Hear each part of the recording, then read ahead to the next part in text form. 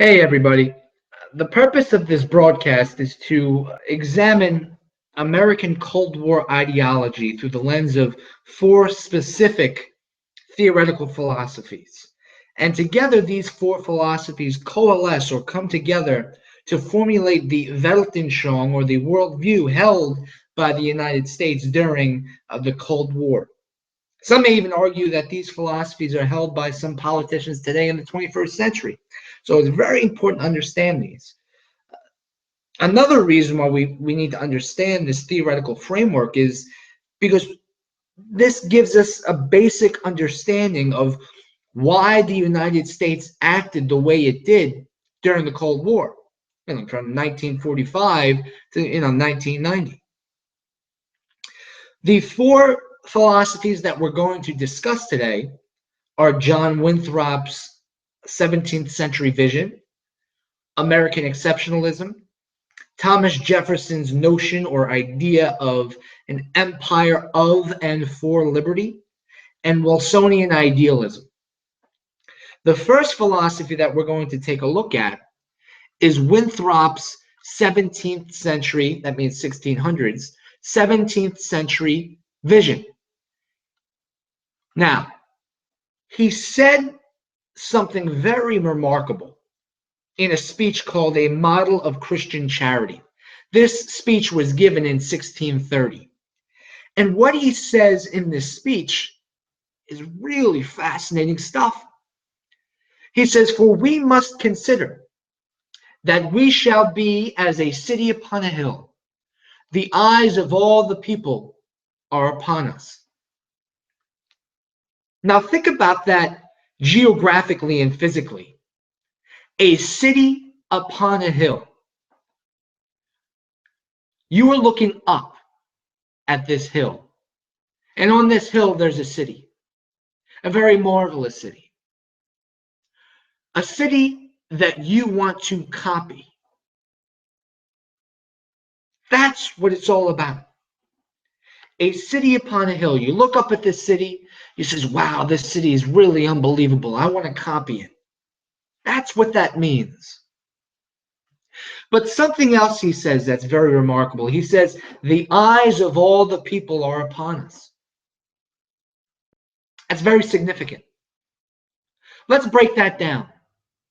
When he says the eyes of all the people, well, who's he talking about? When he says the eyes of all the people, he's talking about the people around the world that are going to look at this city and say, wow, I want to be just like them. The second part of that thing here is are upon us. So the eyes of all the people, we're talking about the international world, are upon us. Who is us? Well, he's talking about them, the Puritans from England that are coming over to Massachusetts in 1630 to create one of the first colonies in the New World. That's very powerful stuff. And you know what's even more powerful is that there is this divine essence or this godly nature or godly quality to what he is saying. He goes on to state, so that if we shall deal falsely without God in this work we have undertaken, and so cause him to withdraw his present help for us, we shall be made a story and a byword through the world. We shall open the mouths of enemies to speak evil ways of God. So there is undeniable evidence here that there is a divine essence or a godly nature or godly quality to Winthrop's 17th century vision of being a shining city upon a hill. Now, this is in 1630. Let's see how this transforms and manifests itself in the 18th century and the 19th century and the 20th century. So let's go down here and take a look at the second philosophy that creates this theoretical framework for understanding the United States within the context of the Cold War. We have American exceptionalism. Now, what is American exceptionalism? It refers to this special character. Now, that's very important. Special character. There's something special. There's something unique about the United States. It's this conviction or this belief that our country holds a unique place and unique role in human history. The United States doesn't exist just to exist. It exists for a purpose. There is a unique raison d'etre or reason for existence. There is also a divine nature or a divine essence or godly quality about American exceptionalism as well. You have the 1776 through the 89 period, the Declaration of Independence in 76, the Revolution 76 to 83, the Constitution in 1787. So this is 18th century stuff. But this 18th century stuff is thought about in the early 20th century or early 20th century. So American exceptionalism comes in the early 20th century based off of things that happened in the 18th century. So you're seeing now how the way the United States views itself and its relationship to the world, you see how it's transforming over time. So that's American exceptionalism. So let's go now to one of my favorites. Now, this is very, very powerful stuff. Now, Thomas Jefferson wrote this stuff in 1809. Just try and grasp this concept. This is very, very powerful stuff. He writes, Thomas Jefferson does, to James Madison. And what he says is very fascinating. He says, I am persuaded no constitution was ever before so well calculated as ours for extensive empire. Read that. Think about that. Ponder that. Extensive empire. What does it mean? It means this. There is no limit to the expansion of American empire. Wow. Think about that for a second. There is no limit to the expansion of American empire. That means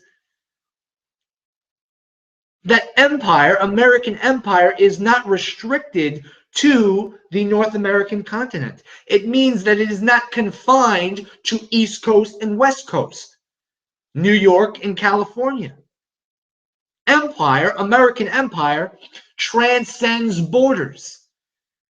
Empire, in effect, is borderless. There are no borders.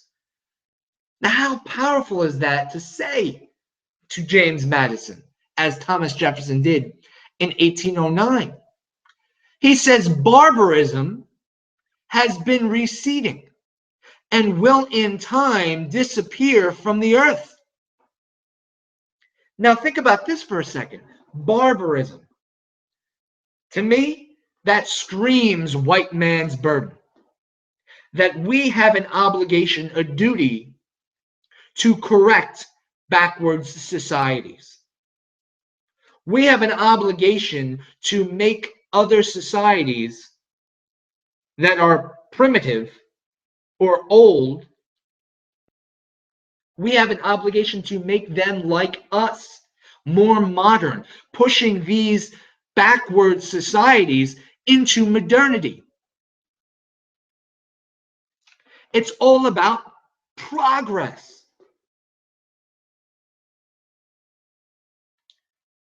Take a second to really grasp that. We are not only, Thomas Jefferson says, an empire of liberty, which means our very being, our very existence is rooted in freedom. He says we are not only an empire of liberty, but we are an empire for liberty. So we have to take our being, our existence that's rooted in freedom, and give it to everybody else around the world. We expand our empire of freedom by giving everybody else freedom around the world. And that, my friends, is how barbarism recedes. That is white man's burden. That's white man's burden. We have an obligation to expand freedom all around the world. And Jefferson was writing this stuff in 1809. That's the 19th century. Let's see how some of these ideas manifest itself or show itself in the 20th century, which means the 1900s.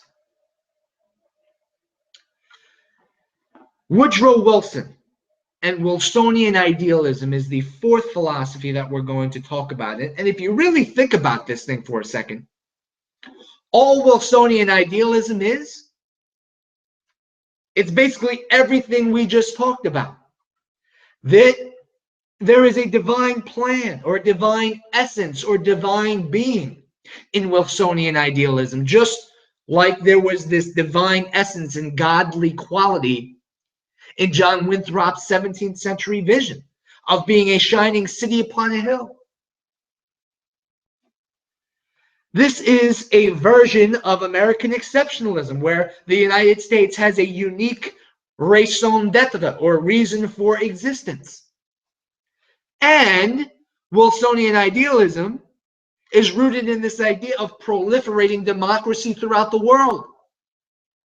That speaks directly to Thomas Jefferson's notion of empire for liberty, expanding empire beyond our borders. That's what proliferating democracy throughout the world is.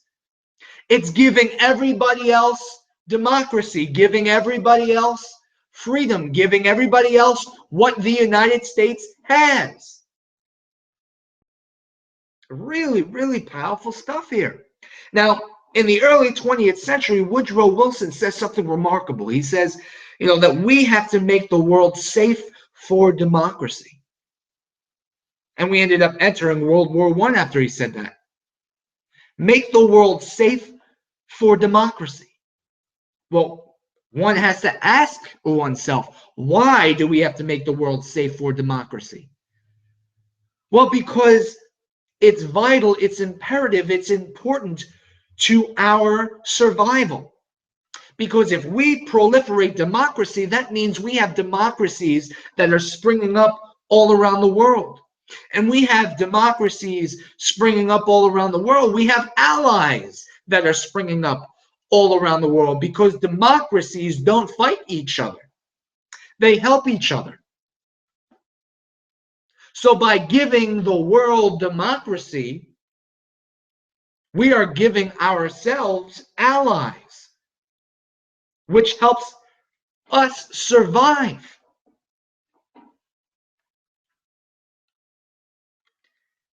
And this was the fundamental reason why the United States acted the way it did between the years 1945 and 1990.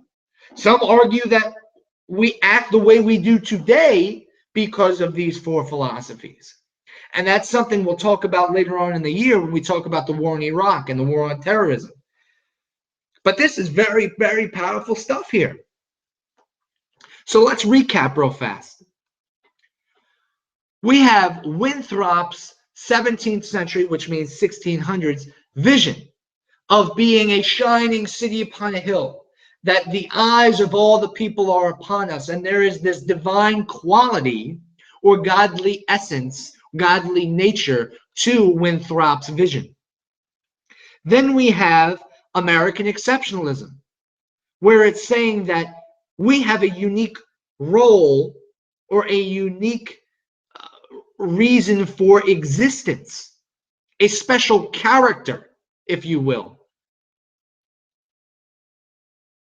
Then we have Jefferson's idea of an empire of and for liberty, that we are not only an empire of freedom, but we have it to be an empire for freedom. We have to give every other country freedom around the world. And when we do, barbarism disappears. Progress is very important to us. And there's no limit to our expansion. And now we have Wilsonian idealism, where there is this divine nature to Wilsonian idealism. It's a version of American exceptionalism, which means that we still have and still believe to have a unique role in the world. And we see Thomas Jefferson's notion of empire for liberty that's springing up in Wilsonian idealism when we talk about proliferating democracy throughout the world. So again, together, these four philosophies coalesce and come together and create Cold War Weltanschauung, or worldview, for the United States. Now, our next broadcast is going to talk a little bit about transnational global Cold War. Now, this is really heavy stuff. I can't wait to get into it. But before I leave you, I want you to think about something. When we say the Pledge of Allegiance each day, each morning, it says one nation under God. One nation under God. Now, we talked a little bit about what a nation is. It's what Benedict Anderson calls an imagined community. Think about that for a second. We're a one imagined community under God. You see? There's that divine essence, that godly quality to the Pledge of Allegiance. It's rooted in Winthrop's vision of being a shining city upon a hill. The eyes of all the people are upon us. Think about the United States in 2016. We, the United States, are a shining city upon a hill. Everybody wants to be like us because of our freedom. The eyes of the international world are upon us. They're looking at us all the time in what we do. We have American exceptionalism, that we have a unique reason for existence. We don't exist just to exist, but there is a reason for our existence. We have Jefferson's empire of and for liberty. We're all about freedom in the United States, aren't we? We're all about expanding and giving freedom to every other country around the world, or trying to at least. And we have Wilsonian idealism. It's all about proliferating democracy, or making the world safe for democracy, spreading democracy all around the world. We could see that with the war in Iraq, which again, we'll talk about later on. Now, again, I want you to think about this now. When we say the Pledge of Allegiance, one nation, one imagined community under God, maybe it takes on a whole new meaning for you. Tomorrow, or whenever you go to school next, I want you to listen to the Pledge of Allegiance and see if it takes on new meaning for you after listening to this. I'll see you guys next week.